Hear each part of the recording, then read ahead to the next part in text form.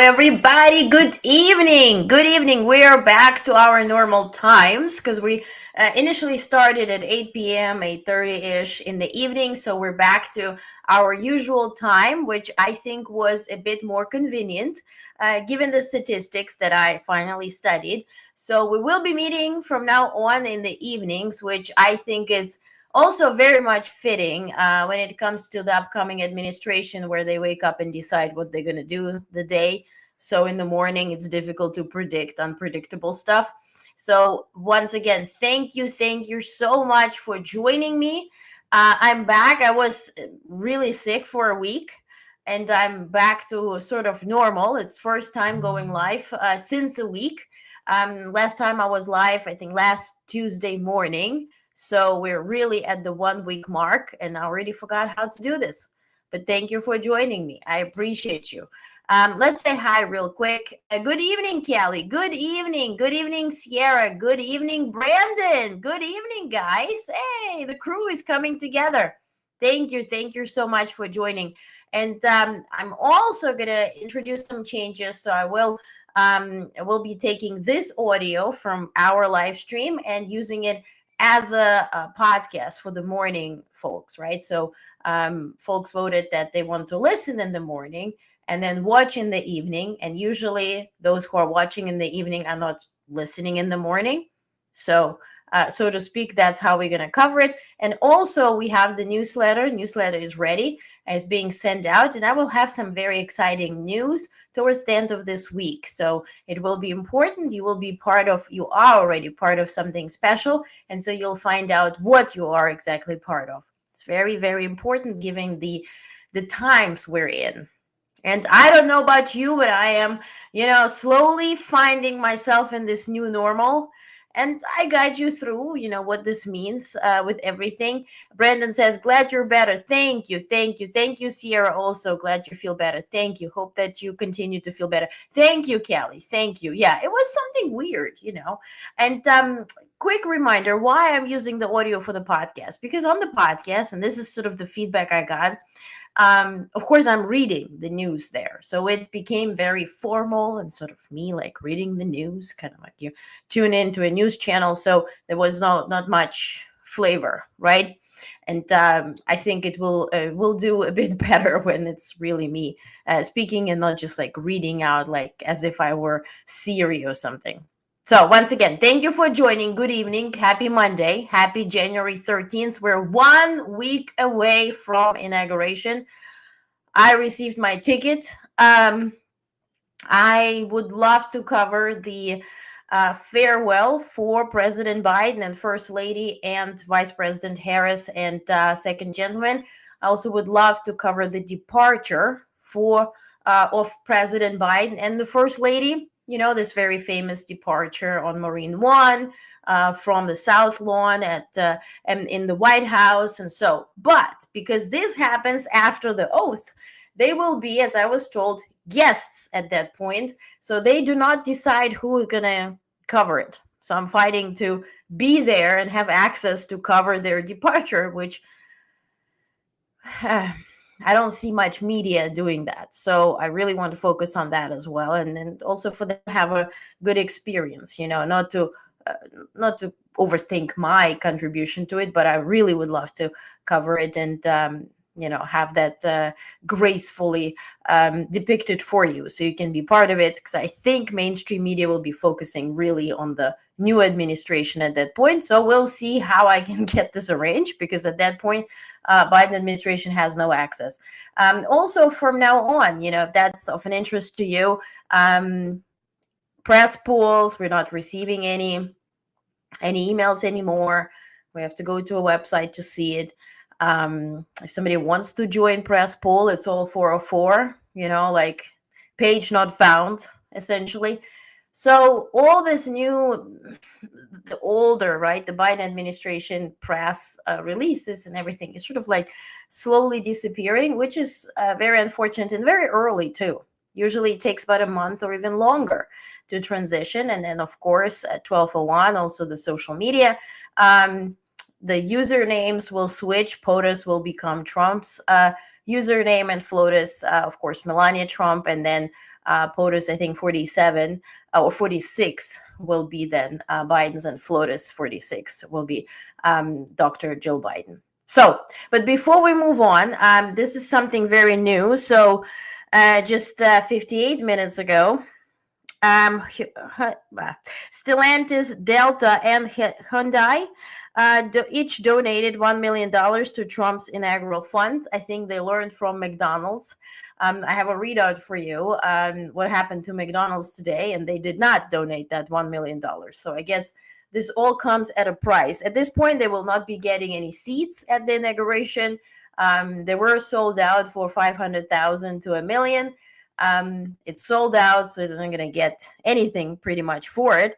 And they're joining this group of folks or companies like Boeing, General Motors, Ford, Microsoft, Amazon, Alphabet, which is Google parent company, and Facebook parent Meta. And so now we're getting this.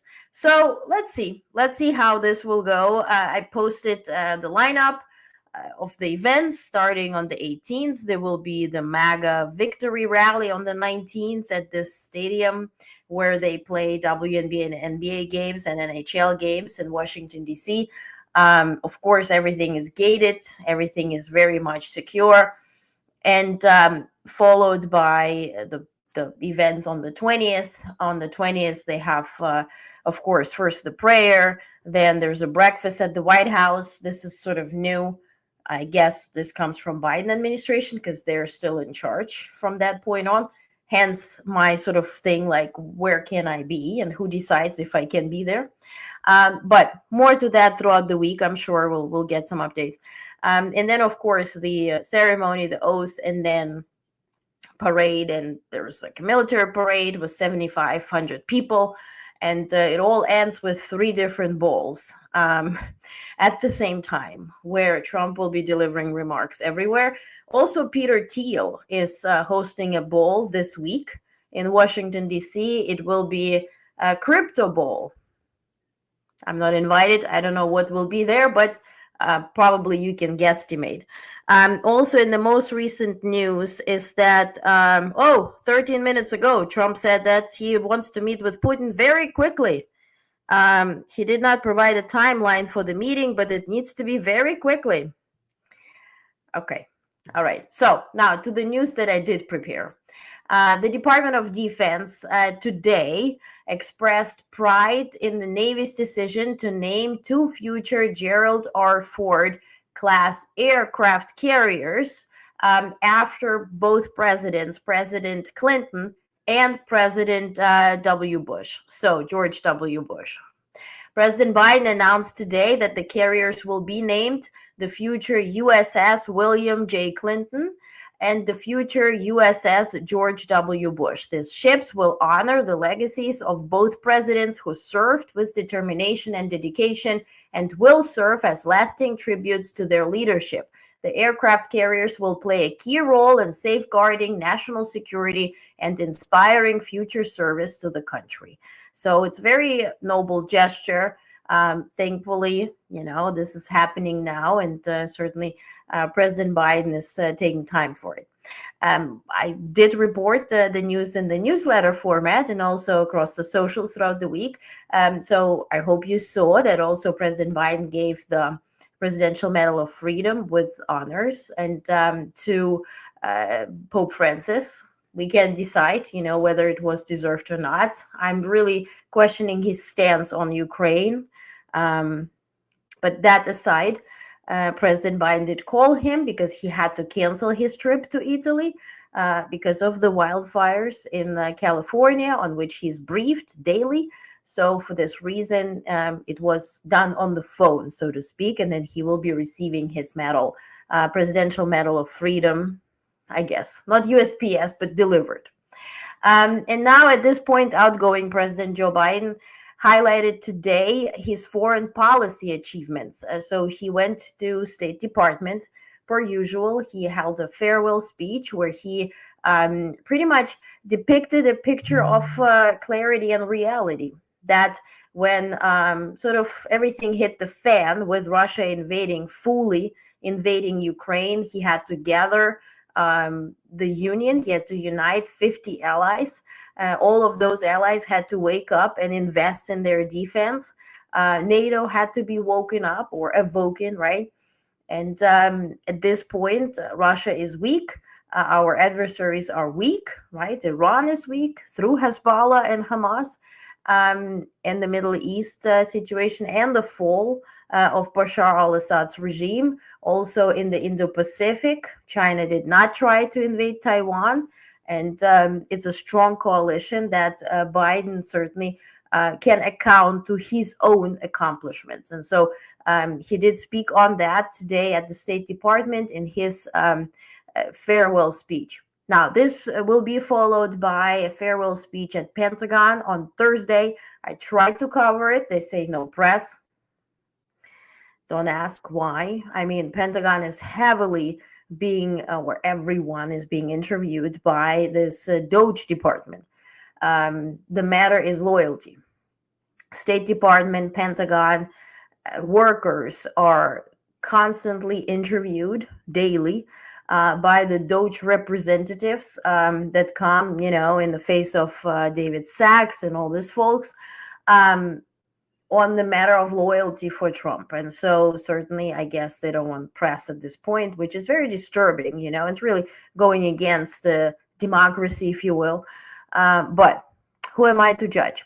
Now, on Friday, President Biden will also speak at the Mayors Association. It will be a very big, it's a 4-day conference in Washington, D.C., and he will be holding a speech there on Friday evening. That's the First Lady. Tomorrow, she is in San Francisco, and she will be delivering remarks encouraging to continue investing in women's health, and especially women's health research, which is really close to her heart. And what we found out that will be sort of the core of attention for the Bidens once they're out of the White House. They will be dedicating their efforts to building out this initiative that they started while at the White House. Now, President Biden also expressed deep sorrow over the loss of 24 lives at this point in the wildfires across Los Angeles, offering prayers for the victims and their families. He acknowledged the widespread devastation caused by ongoing fires in Southern California. Biden highlighted that he's closely monitoring firefighting efforts and has directed federal support, including personnel and aerial resources, to assist in suppressing the fires. He emphasized his administration's commitment to supporting survivors and combating the fires, especially as wind conditions worsen. So Santa Ana, right? That's what it's called.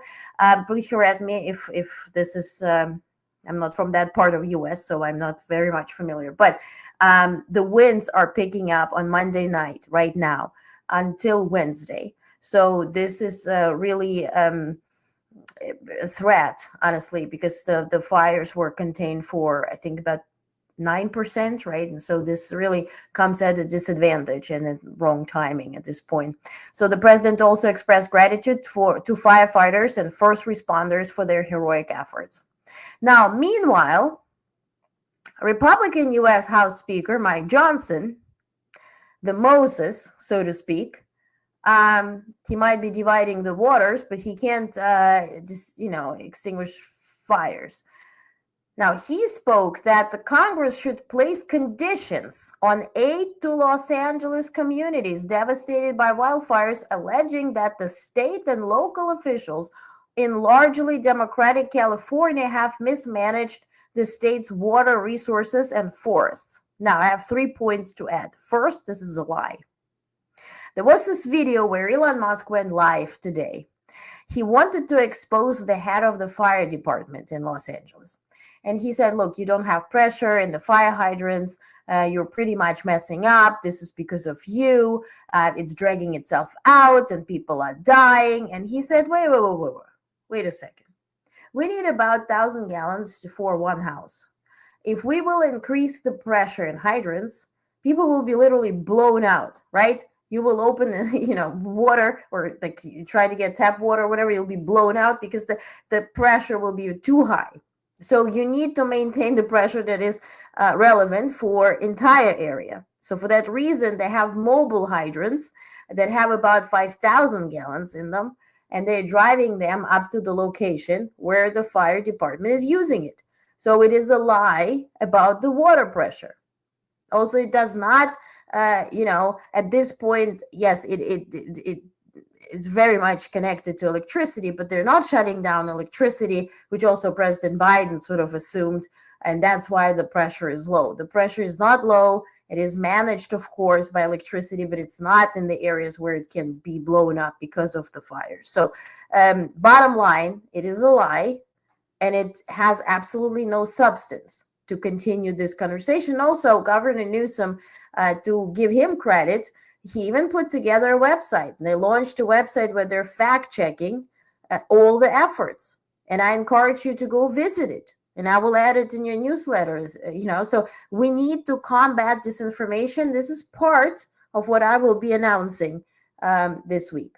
So, secondly, Johnson might be reminded, or might need a reminder, that California represents the 5th largest economy in the world. And if California were to withhold tax payments that are about due, what he's going to get for his fabulous state. California pays $5, gets $1 back. So also, this year is the highest rate of Republicans that voted for Trump or voted Republican in California. Is 5 to 7 million. So are you for everybody? States' rights? What are you talking about? You're just talking. Now, the U.S. Senate Energy Panel said on Monday the nomination hearing for President-elect's nominee, Doug Burgum, will take place on Thursday instead of Tuesday, and they blamed bureaucratic delay with the Federal Ethics Office. Now, what will start tomorrow is the first confirmation hearings for Hegseth, for the head of Pentagon. He also had some delays with FBI. The FBI claimed, or at least the Congress painted the picture as it was too slow, but then it wasn't too deep of a research or investigation into him. So it will now fall on the Congress to ask the questions and see what about him, right? We've heard stories about sexual abuse. We've heard stories about alcoholism. Like, let's see what is true and what his story is. What I did not like is this press release that Trump's team put up today. Let me pull it up because it's very interesting, because why do they include Ukraine in it? It's a press release based on an article. Certainly it is an article in, what is it called? First Agenda something. So anyway, it's a website about real defense, something of that nature. I posted it on socials. I will add it to a newsletter. What's interesting, though, that they mention, and this article is all about Hegseth and how easy it should be to confirm him.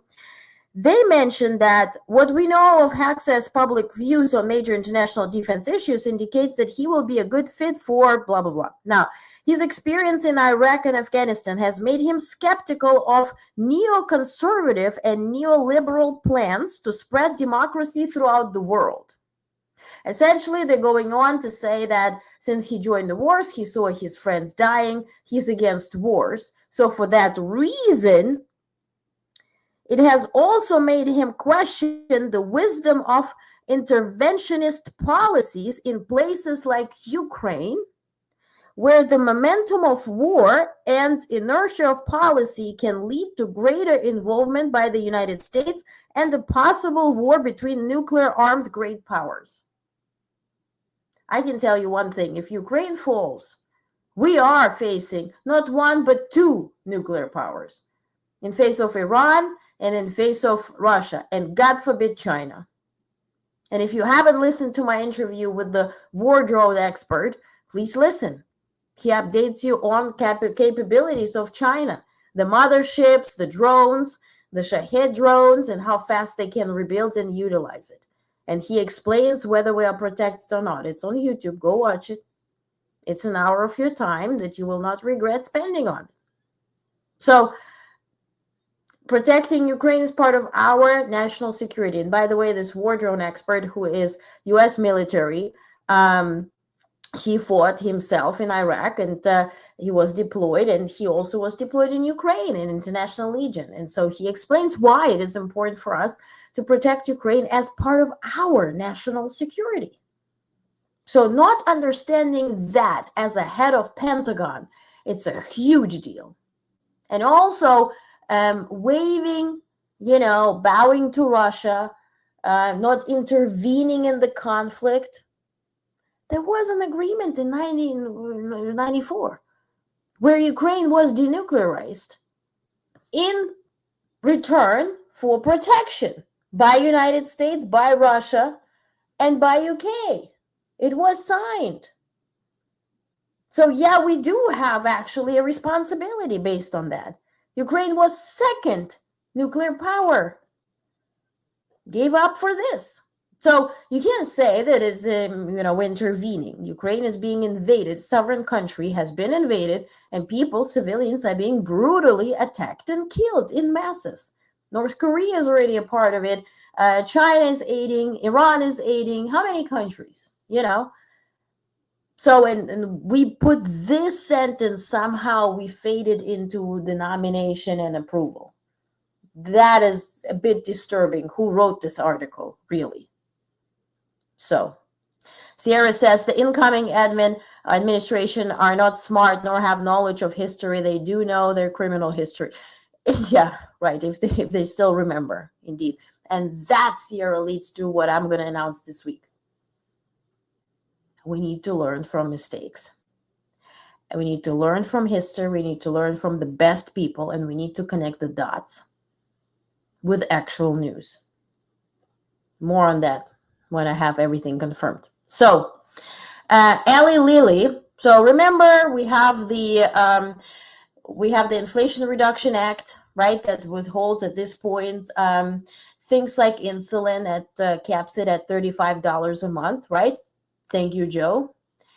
And Eli Lilly, that produces this insulin, hates it, to the point where their CEO, David Ricks, has requested that the U.S. government pause price negotiations for prescription drugs. Speaking at the J.P. Morgan Healthcare Conference, Ricks stated that the Inflation Reduction Act, the IRA, needs to be fixed before the second round of price cut discussions can proceed. We're in it. And we're in it not to win it. Now, a group, a post of two, no, this is about McDonald's, okay? So, it's a shit show extraordinaire. Delta, right, we just heard, donated $1 million to this inaugural fund. Bowls and everything. Meta, Amazon, all that, right? McDonald's did not. I mean, probably maybe they donated in burgers, but how many burgers can you eat for $1 million dollars or whatever? So they did not really donate. So what happened today, that a group opposed to affirmative action has filed a lawsuit against McDonald's, alleging that the company did not go far enough in rolling back its diversity initiatives. So somehow this guy who is very opposing DEI and sort of, he's sort of like an ambulance chaser. He goes against any organizations that are aiding minorities. So his first big lawsuit was against organization that helped Black women. Now he's going against McDonald's. I hope McDonald's can countersue. It probably will win, given the Republican context in the courts, right? The richest one wins. At this point, this is McDonald's by far.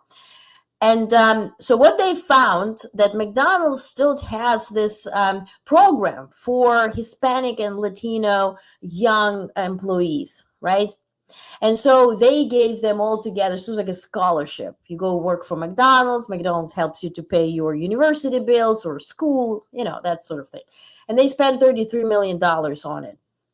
And so they found that McDonald's did not break this yet. DEI, you're going to be sued. So donate $1 million or be targeted. Now, U.S. Special Counsel Jack Smith, who led the federal cases against Trump and on charges of trying to overturn his 2020 election defeat and mishandling of classified documents, has resigned now as Trump is coming in. But what did happen today is that the federal judge on Monday in Florida cleared the way for U.S. Justice Department to publicly release a portion, it's a Chapter 2, of former Special Counsel Jack Smith's report on President-elect Donald Trump's 2020 election subversion case. So essentially, she realized that she's pretty much incapable of withholding it. A little late, and yeah, we'll see. We'll see. Now, Sharon Sprong, remember the fabulous portrait. Now we're back to good news. This is all national news, then we go to international news. Now I'm separating it. And if you're reading the newsletter, you see it. Makes a bit more sense. Now, remember the beautiful portrait of Michelle Obama at the White House? This one. Beautiful, right? Stunning. So you know who's going to be painted by the same wonderful artist. Her name is Sharon Sprong from Brooklyn. Now, she will be painting the portrait of Treasury Secretary Yellen. Janet Yellen and Sharon Sprong met already earlier. They took pictures. They figured out what the lighting will be and all that type of stuff. And so she will be painting Janet Yellen's portrait, which is wonderful. Hey, Edward. Hello. Edward says, have you covered the humor of Greenland? Yes, soon. And I have a deep dive.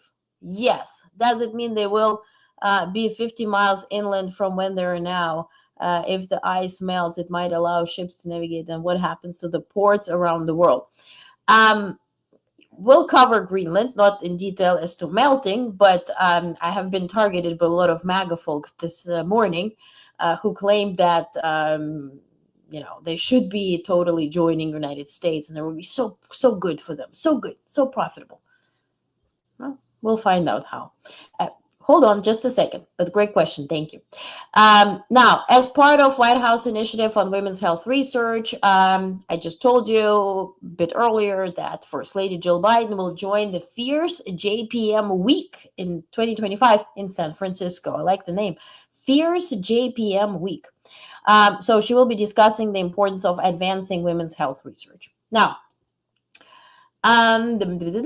okay, President Joe Biden now today also announced to MAGA's hate that his administration would cancel student loans for over 150,000 additional borrowers. The cancellations will target individuals who attended schools that defrauded students, those with permanent disabilities, and public service workers.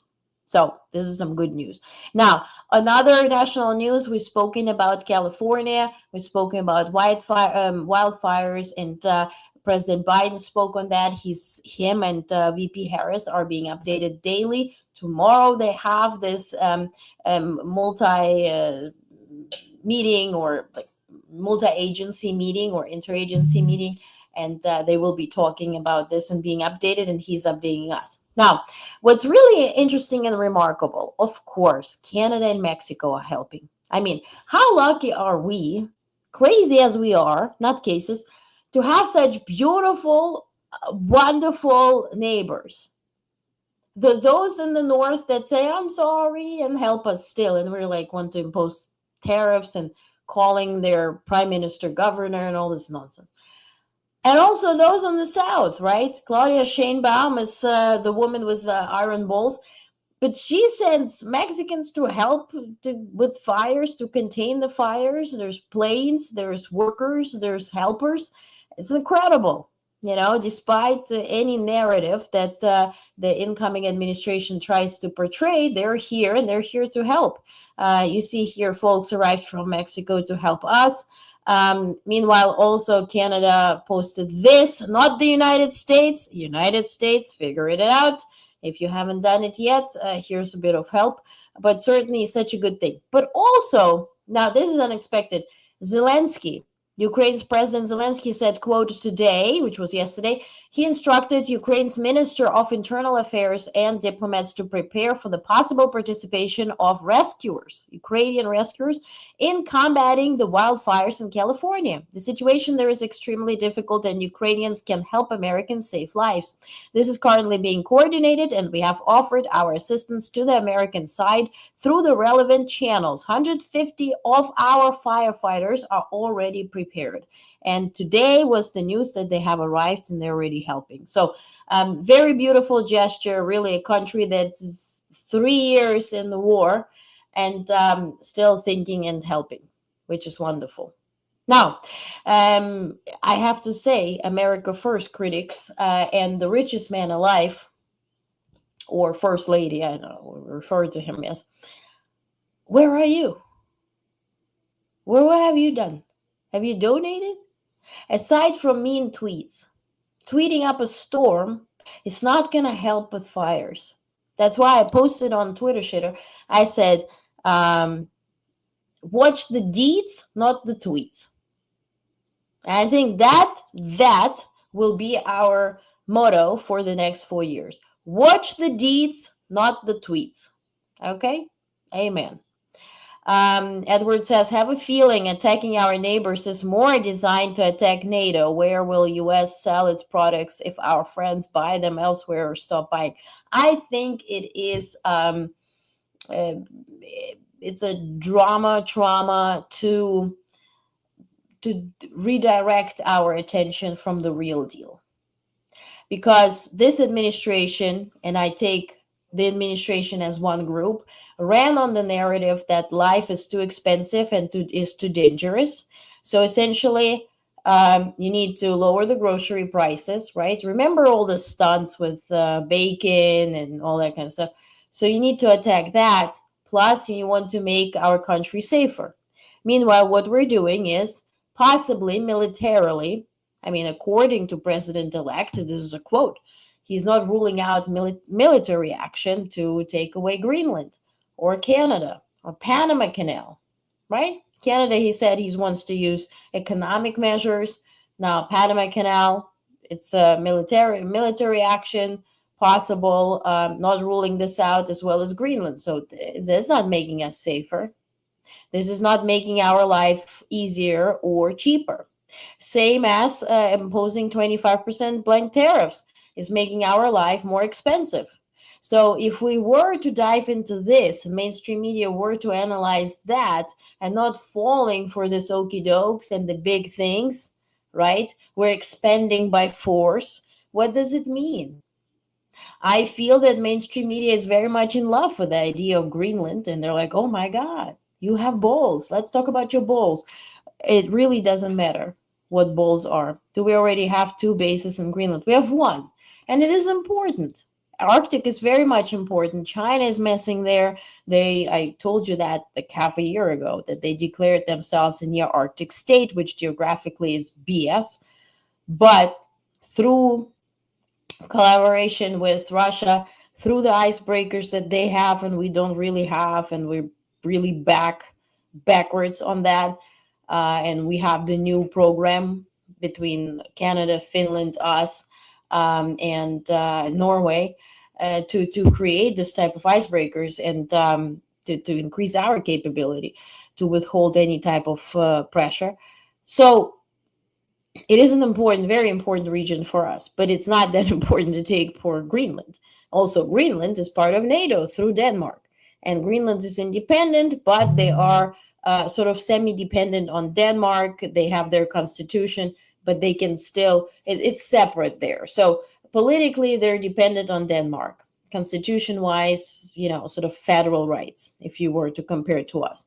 But they can decide on their economy, on the tax, on, let's say, insurance, on, the sort of tangible aspects of life. They can be sovereign in that regard. So there's this semi-dependence, but they're part of NATO. So taking Greenland would cause a huge ha-ha in the NATO world. Same as Turkey, right? Mixing themselves into Syria, pretty much trying to take over Syria. That would also cause a big hoopla in the NATO world, because both Turkey and United States, that is backing up the Kurdish side, are NATO. So see, like, it's really, we don't need that. Let's put it this way. This is the last thing we need, and it's not gonna lower our prices, and it's not gonna make our life safer. Two major points on which this administration won.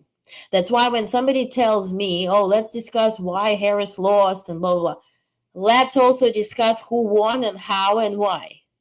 Because those two things always go at hand. We can't discuss the loss before or while we're not discussing the win.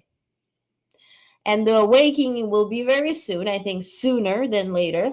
And what did happen is pretty much what happened in Russia years ago when business people, here we call them VCs, right? A trendy name or trendier name.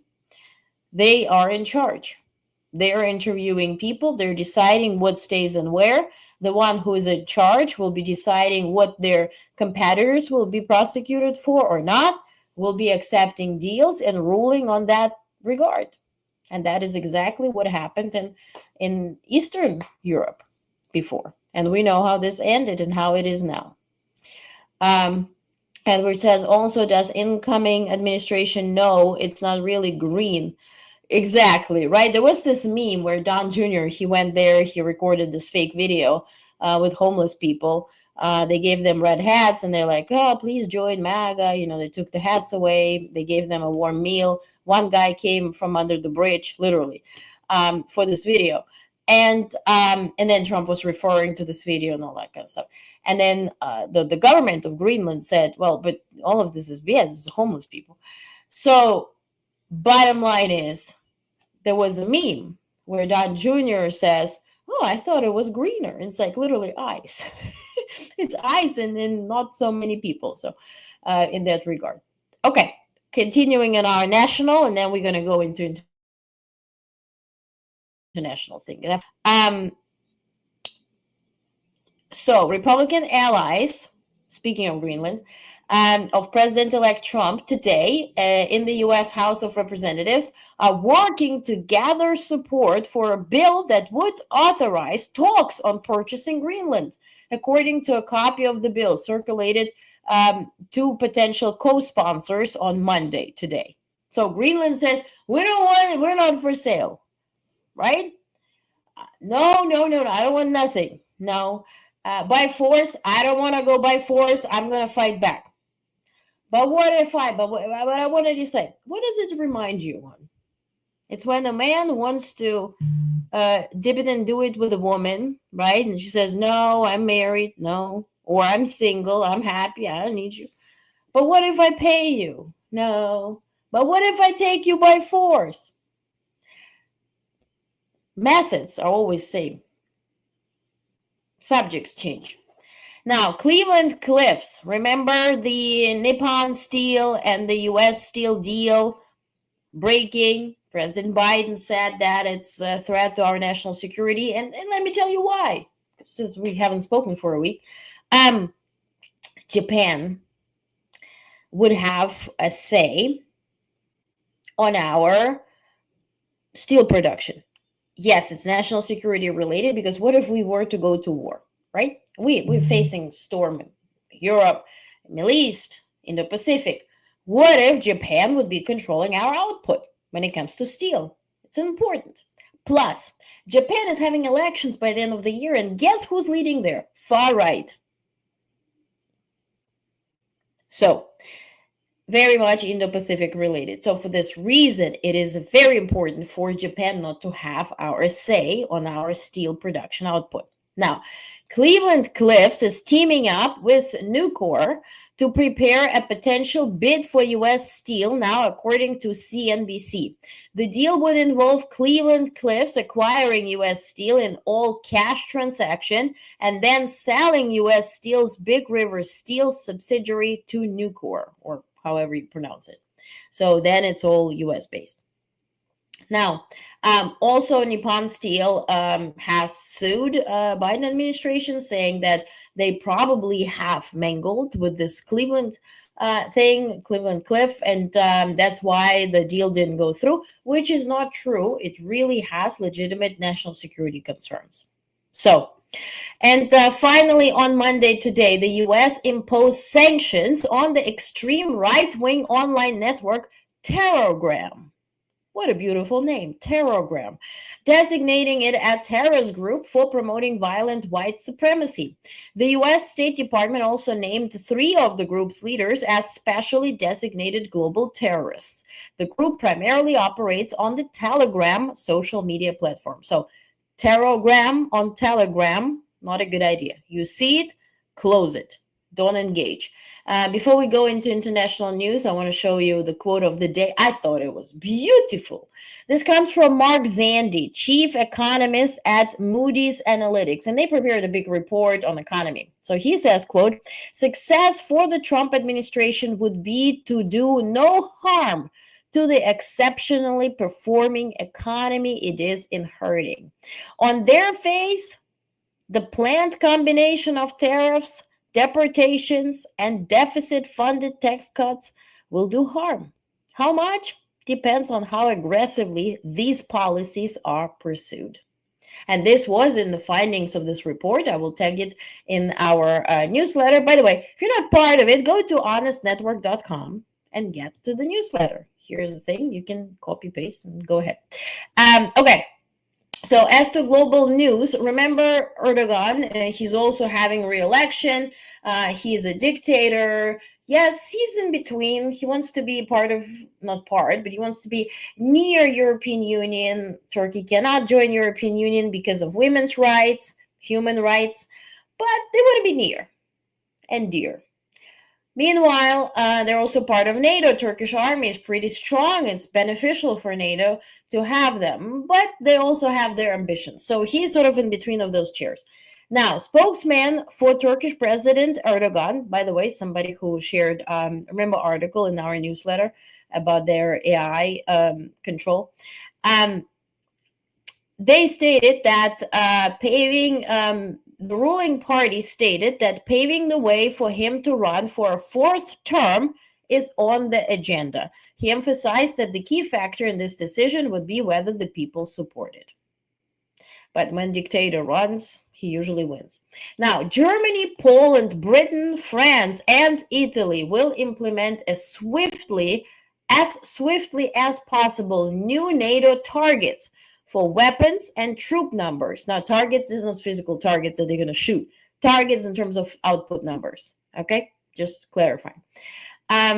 This was stated by German Defense Minister Pistorius on Monday. He pledged that this is going on. I hope Canada can join them too, because they have a threat in our face. So, now, President Biden also spoke on Sunday, yesterday, with Prime Minister Ishiba Shigeru of Japan and President Ferdinand Marcos Jr. of Philippines to advance the continuing cooperation in the Indo-Pacific.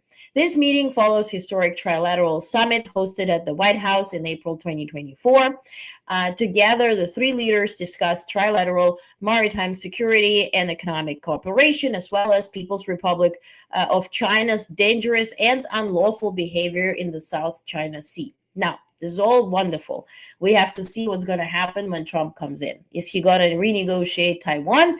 He's creating this narrative that it is too expensive for us to protect Taiwan. What are we gaining? Nothing. Maybe China should have it.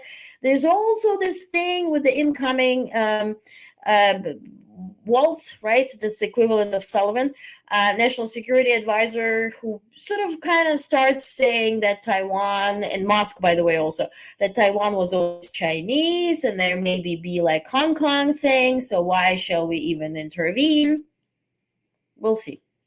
So now, if you are on Twitter, if you're following Musk, you probably have at least received a reminder or 2 or 100. I don't follow, so I don't get it. But Musk hosted an interview with the AfD. This is a far-right party leader in Germany. He hosted an interview with her, promoting her for that election. Hence, she was nominated as the leader of the party. AfD never had a chancellor, right? And this is the first time. Her name is Alice Weidel. She's a controversial figure. First, she worked for Goldman Sachs, and right.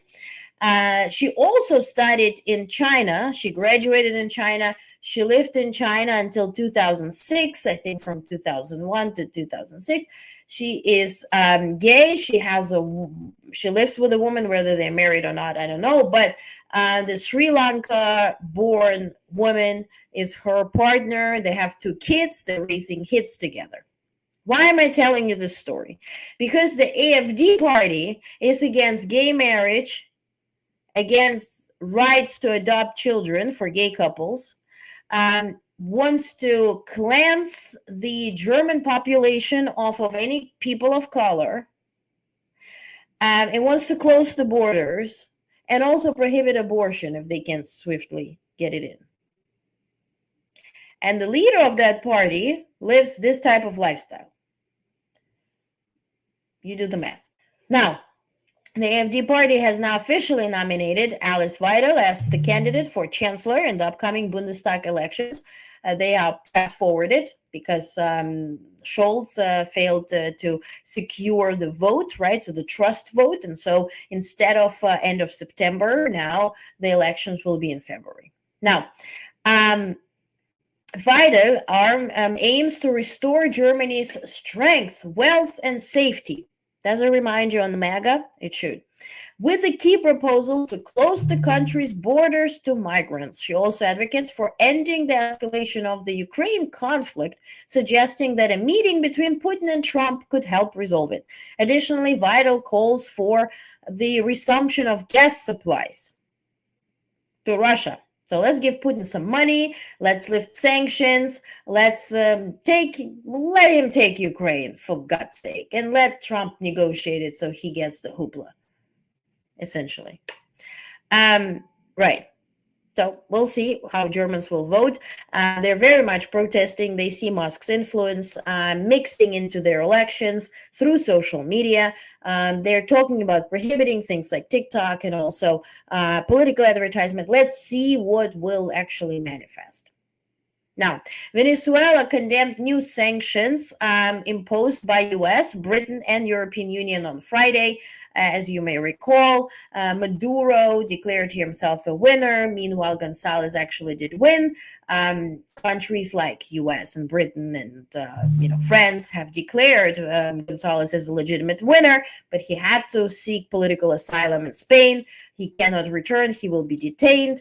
Now Maduro has been inaugurated to lead the country. It's his additional term. Of course, he's supported by Russia. Of course, Russia for that has gold resources or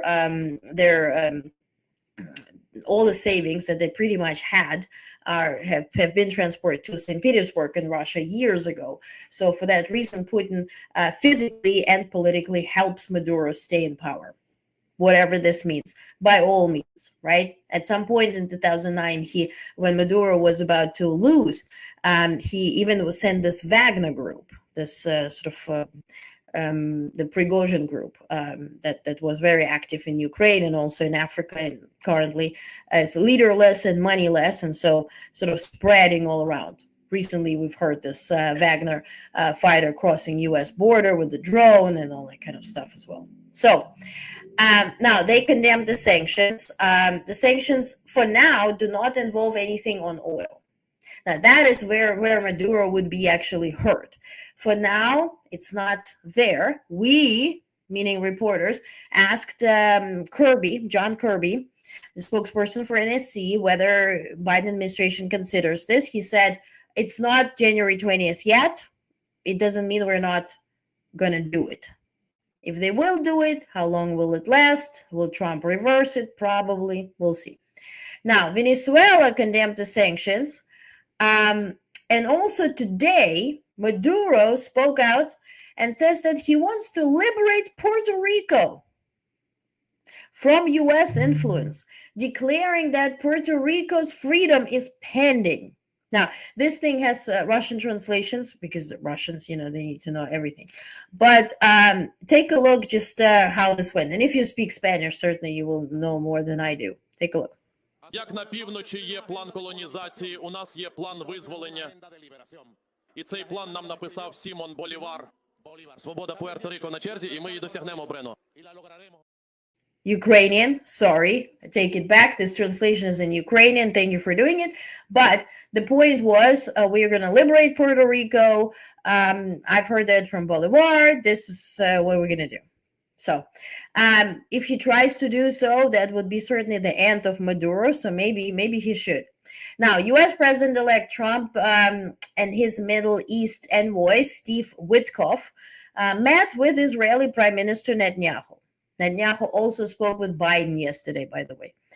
So he met with Trump folks on Saturday. On Sunday, Netanyahu spoke with Biden.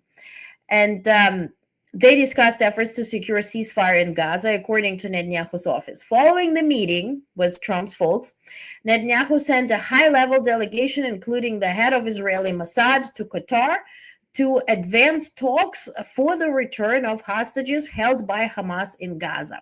Now, I honestly believe, unfortunately, that this will be Jimmy Carter point 2, that the hostages will be released as soon as Trump is sworn in. Maybe I'm delusional.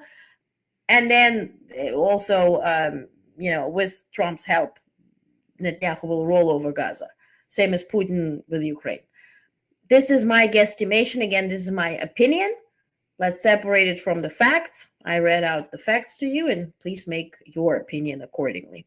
Now, Denmark recognizes that the United States has security interests in the Arctic and is ready to discuss this with the incoming administration of the President-elect Trump. Danish Foreign Minister Lars Løkke Rasmussen said on Monday. So they said that in the morning.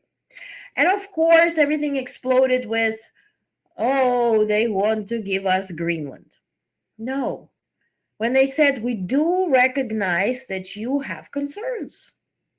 That is the same way as Blinken, said that in September of 2021, when Putin said, I'm going to invade Ukraine because I have concerns of NATO. And Blinken and, Biden, they spoke with Putin saying, we acknowledge, okay, you have concerns. Now, we're not expanding NATO, right?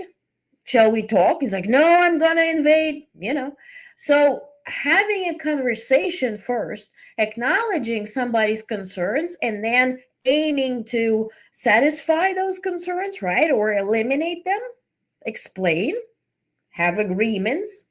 There's political agreements, there's policies, there's diplomacy, right? Before we try to buy somebody or invade someone, right?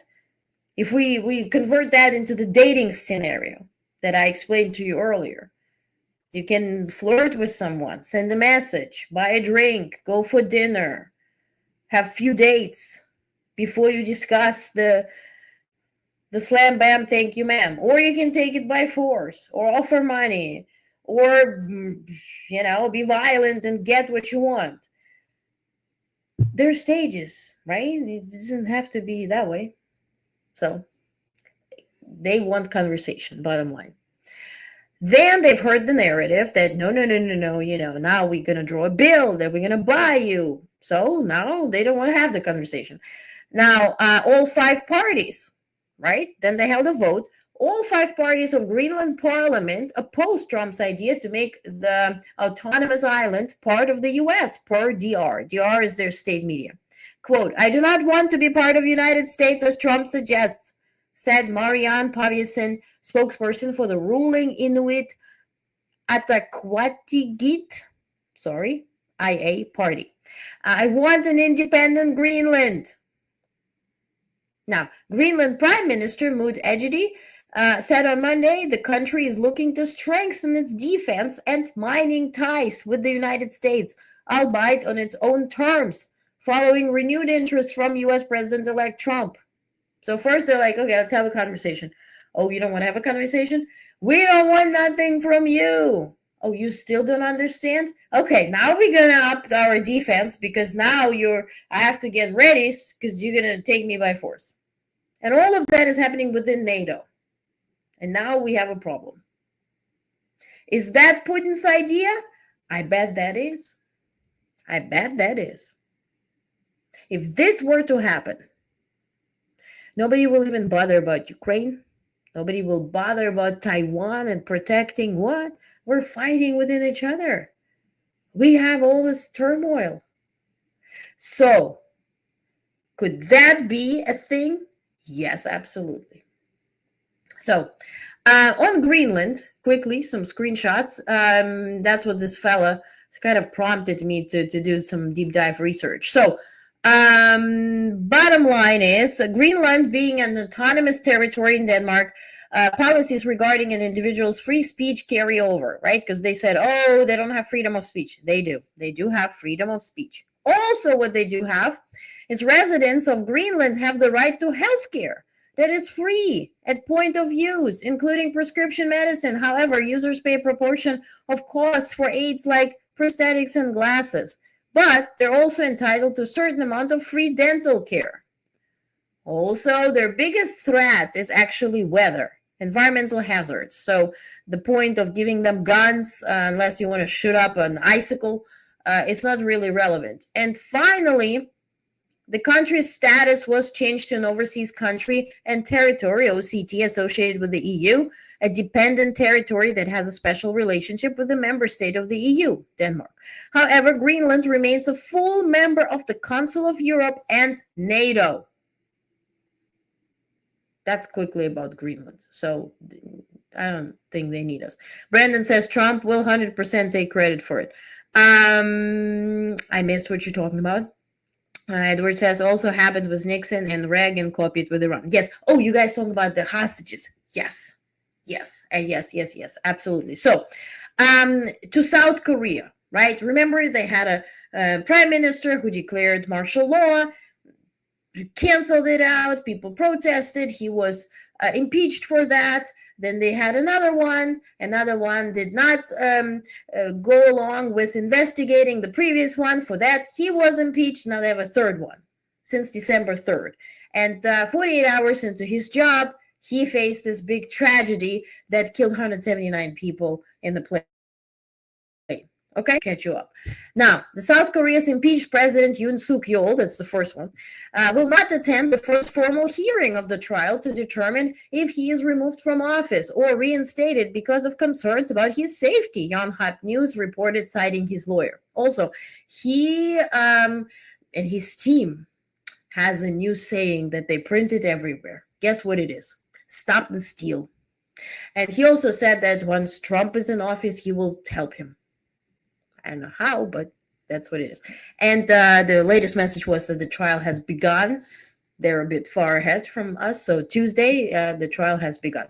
Now, the Italian justice minister has filed a request to revoke the arrest of an Iranian businessman detained in Milan, who was wanted by the United States on suspicion of involvement in a drone strike against its forces, the justice ministry said on Sunday. Now, this was part of conversation when Biden were to go to Italy. So I guess Blinken was just in Italy, so probably talked about it. And Nobel Peace Prize winner Malala Yousafzai urged Muslim leaders on yesterday, to back efforts to make gender apartheid a crime under international law and called on them to speak out against Afghanistan's Taliban over its treatment of women and girls. Really long overdue. And European foreign ministers will meet at the end of January to discuss the lifting of sanctions on Syria, the EU foreign policy chief said on Sunday in Riyadh, ahead of a meeting of top Middle Eastern and Western diplomats and Syria's new foreign minister, which is an interesting thought because we have a recognized terrorist organization leading Syria now.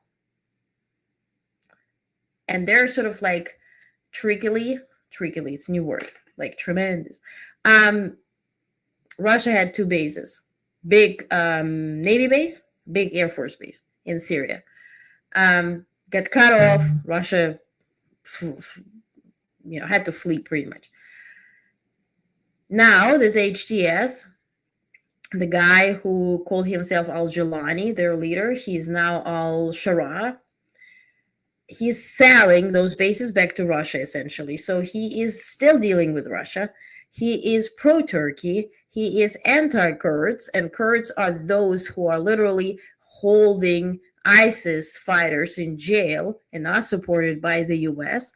So lifting sanctions from Syria, which will advance Syria and Syria's position to navigate, right? And Iran tries to mix themselves in. Let's see how that will go.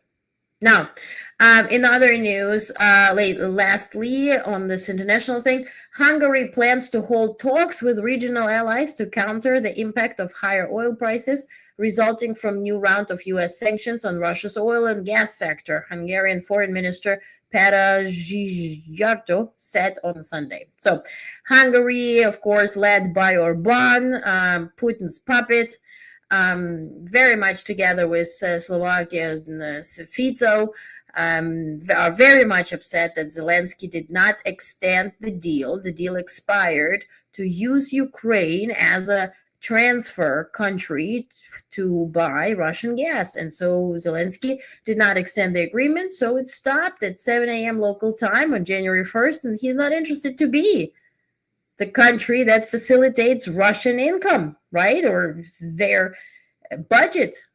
So now they're trying to get, to use other resources, And today, by the way, on Twitter, Zelensky has been openly fighting with Fico. He's like, come to Kiev, talk to me, let's find the deal. Why are you going to Putin and that type of stuff? So let's see what this will result in. What I wanted to talk about, do I have these pictures here? Or do I not? Probably let's leave it for tomorrow. Worldwide weirdness. That's what I wanted to talk about. There is Charlie Kirk talking about the sex tunnels, and Fox News getting community noted, and Musk getting checked by Newsom. I'll upload it. I'll show it to you tomorrow. It's really relevant. It's kind of interesting. A video, though, I wanted to show you. Remember Pivot Podcast? I often refer to them. I really recommend you to watch them, honestly. It's hosted by Professor Galloway, Scott Galloway. He's professor at NYU, accomplished businessman, very straightforward. He was just on CNN. He was just on Morning Joe, straightening them up, so much so that they had to go to commercial and kick him out of this. He's going to talk about it. And Kara Swisher, who has interviewed and worked for Washington Post, but also she talked and covered Musk and the entire Silicon Valley story for decades. They talked about Zuckerberg removing fact-checking, and also altogether what is happening. And why is it happening? I want to show you a snippet. I think it's going to be like 3-4 minutes or so. Let's take a look. It's really, really useful. I want you to listen to it. I really thought that this was an interesting input because I don't cover Silicon Valley. I have my opinion about Zuckerberg. I think Zuckerberg would have been very liberal if Kamala Harris were to win. And now he is very MAGA because Trump won. That's sort of my idea of him, but let's see what they think. Share screen. Let me pick this up. And I have it prepared. So I'm going to click play. So let's listen to it. Scott, because you went on Morning Joe and had quite a moment. I did the same thing over on the BBC, on the Beeb in London. But go ahead. Tell me your thoughts. We're moving to the keys to a thriving democracy are threefold. You have to have strong institutions that people respect. You have to have shared stories that we're the good guys and we won World War II for the right reasons and Americans' hearts are in the right place and believe in the founding fathers and the rights of people. And you also have to have kind of a lot of social capital within smaller networks, whether it's your church or your neighbors, or maybe you served, how you feel about people who also served in the Marines or whatever it might be. And slowly but surely, social media is eroding all of those things. And this is just another example of how those three things will continue to come down and be eroded. You have somewhere between a half and 2/3 of Americans, depending on their age, now get their news from social media.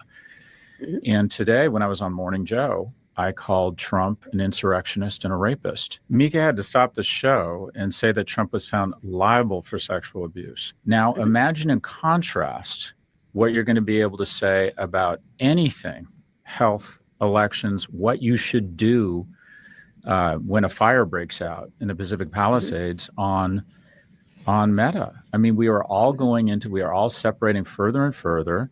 And to think that this doesn't have not only implications around candidates or politics, but violence. Look what happened in 2017. Myanmar, everything.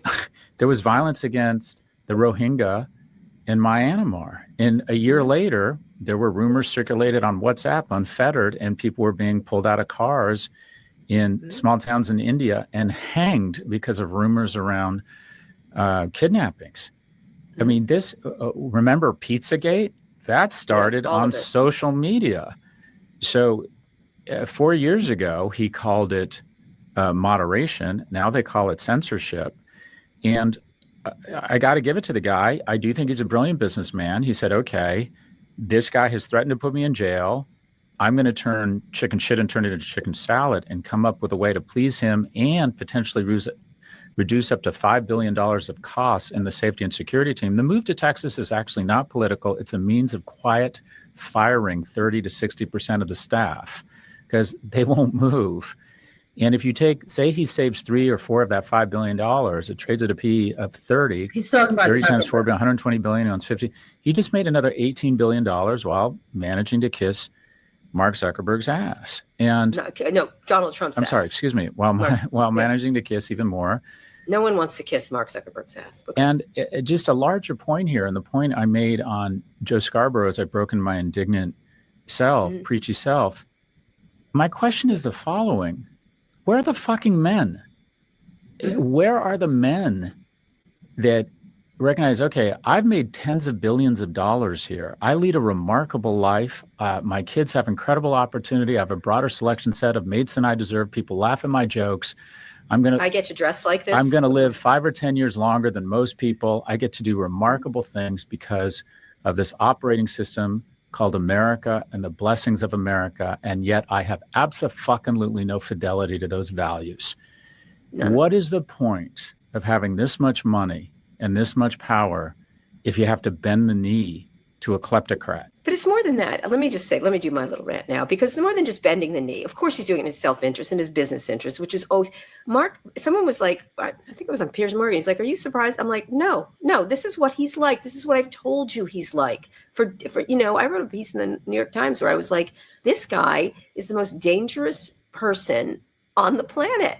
Like he has amplified and weaponized everything, and then he doesn't want to take responsibility. Let me tell you, I've talked to a lot of people inside Facebook and Meta. They are sick to their stomach, Mark, just so you know. I know Joel Kaplan is kissing your ass to get the job that he got, but let me just be clear. So many people called me to this past week. The first person who was this first PR person was like, we got to get off Threads now.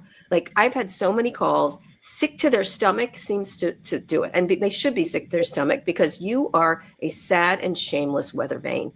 In 4 more years, if the Democrats take over, you're going to shift again, because that's what you do. You have no values whatsoever. And I thought Will Ramus did a great piece in the Washington Post, in all places, where he goes, Mark Zuckerberg cited a cultural tipping point to justify dumping fact checks and relaxing hate speech rules.